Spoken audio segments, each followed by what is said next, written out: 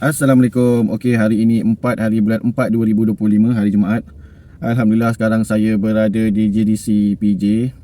So hari ini tujuan saya datang ke GDC ni sebab saya nak update status kenderaan produk Azia saya ni, nak tukar AB kepada AH. So dia kena bawa dokumen-dokumen yang perlulah ke JPJ untuk nak tukar AB kepada AH. So saya punya masalah dia ialah dekat profile saya lah, dekat orang kata dalam kat akaun saya tu ada EVP kereta produk Azia ni yang baru ni.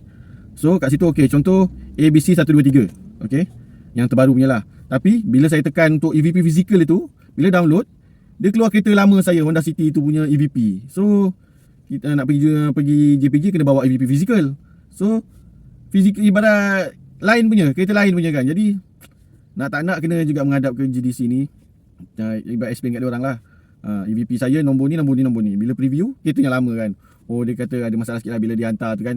Sebab saya tukar pun waktu dia orang dah tengah-tengah busy EVP kan. So tertukar lah sikit dia punya tu. Tak apalah. Lepas tu dia kata nanti cik tengoklah 2-3 hari sentiasa tekan yang download tu lah, preview tu kan.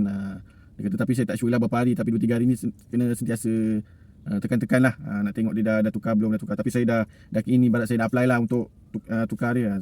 Tak apa-apa, terima kasih. So alhamdulillah, yelah saya nak tukar kata senang cerita kan kena Roblox ke apa kan. Dah lah JPJ kuat kuasa kan, kena tukar status ni kan, kita bawa e-hailing dia tahan kan. Kenapa tak tukar lagi status, tak pasal-pasal kan, senang cerita. Kita nak cepatkan lah proses tu kan. Tapi itulah, kita nak bawa EVP physical tu. EVP physical tu penting.